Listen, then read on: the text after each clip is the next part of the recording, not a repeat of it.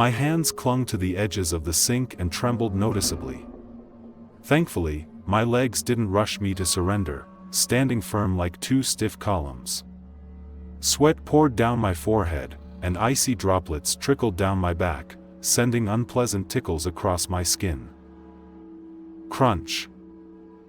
After a short taste test, the creature crunched again, biting off portions of ice. Just seconds later, it seemed to grow irritated and slammed the old freezer door shut, causing it to rattle and crash onto the floor with a mournful clinking sound. I remembered the latch. The author had advised me to lock the door, but now, knowing the power of the uninvited guest, I had no idea how that flimsy piece of metal with 4 short nails would save me. The footsteps dragged again along the floor, slowly scraping the linoleum. 1, 2, 3, the intruder reached the bathroom and halted. 2 dark lines extended behind the bright semicircle of electric light.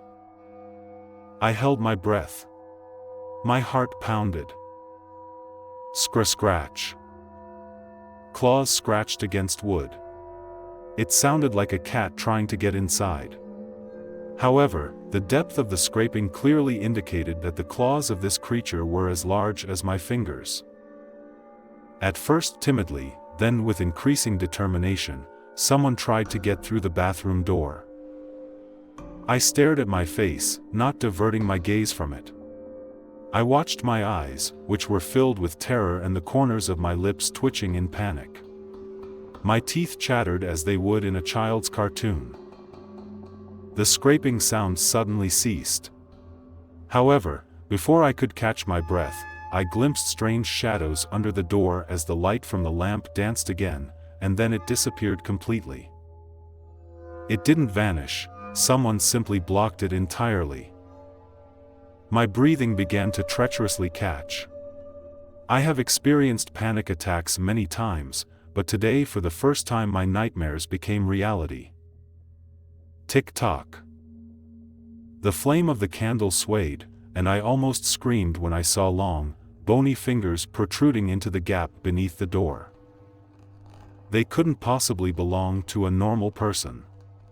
They were gray, like dead flesh, and had dry, hardened skin that clung to the phalanges, each of which was as large as my palm.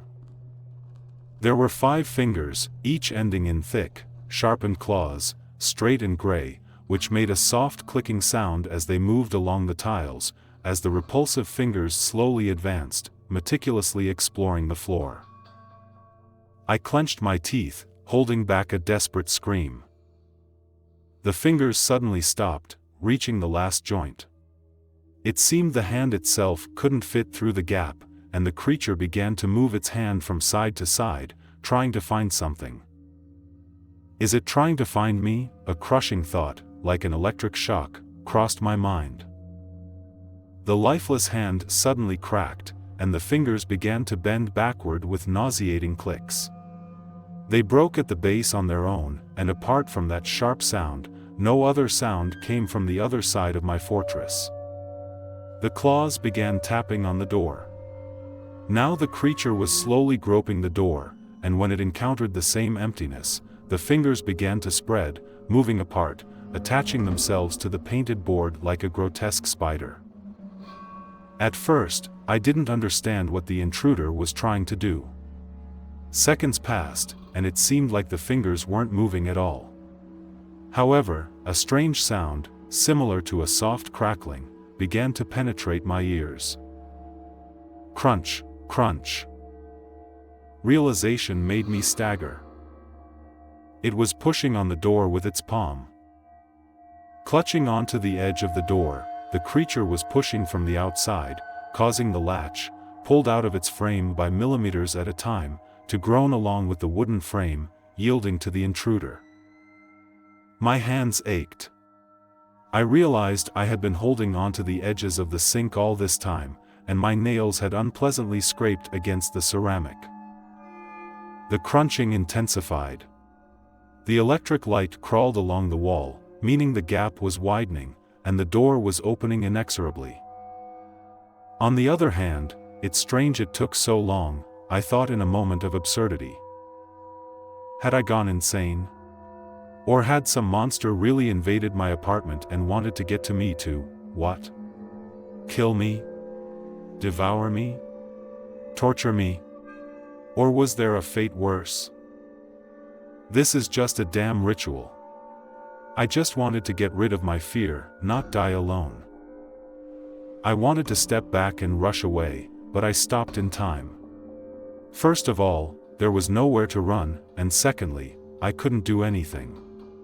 So, I had no choice but to endure and keep looking in the mirror, as the ritual description required. There was only one problem: the latch had already given in, and the alarm clock was still silent. In the mirror, I whispered through gritted teeth. The mirror doesn't hold the truth you're looking for. I spoke those words involuntarily, without thinking about the logic and consequences. I grabbed onto them like a lifeline, hoping they could hold my crumbling psyche on the brink of the abyss. Fear consumed me entirely. It enveloped me from head to toe, seeping through my pores into my flesh and bones, reaching my very heart. I had never been so terrified, never experienced anything like this.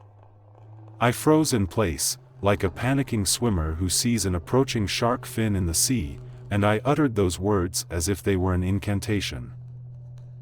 And suddenly, a flash. The candle flared up with a blinding red flame. It soared up to the ceiling, scorching the plaster, and all the wax melted away, forming a murky pool on the floor. At the same moment, the clock on my wrist shrilled desperately, counting down 10 minutes, and with a sigh of relief, I closed my eyes against the heat and light. Once again, silence fell. The door ceased to creak, and I, weak with exhaustion, stepped back and collapsed, unable to maintain a vertical position. Every muscle in my body ached as if I had undergone 3 hours of intense workouts. My head throbbed. Is that it? I thought hopefully and scrambled to my feet, searching for a lighter in my bathroom. A faint light illuminated the bathroom once more. Trying to suppress the scream building up in my throat, I stood up, went back to the sink, and looked into the mirror, framed with a thick line of my blood. My reflection stared back at me, as expected. I breathed a sigh of relief and smiled.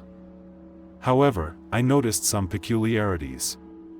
Unlike me, my reflection didn't smile. On the contrary, the person on the other side appeared dissatisfied with something. Moreover, there was no trace of the horrors I had just experienced on their face. Calm expression, clear skin. It was identical to me, yet fundamentally different. I shifted my gaze to the door behind the reflection, feeling my insides turning to ice. It was intact and untouched, exactly as it was before the ritual. I glanced around. My own door had slanted. The latch hung by the tip of the last nail, futilely hanging downward. On the wood, there was an imprint from long, spidery fingers.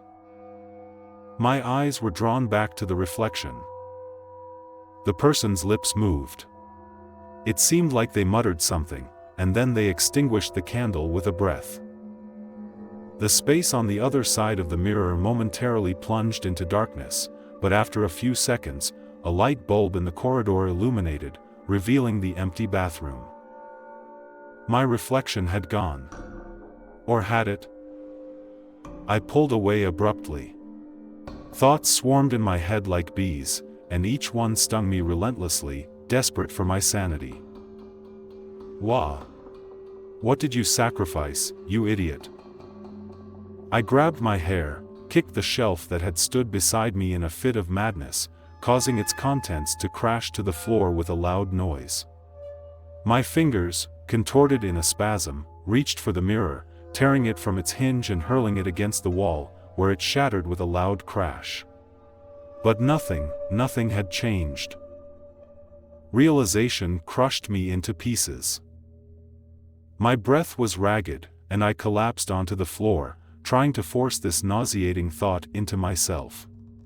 Were there any doubts left about what they would do with such a sacrifice?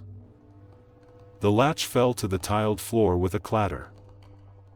The door slowly swung open.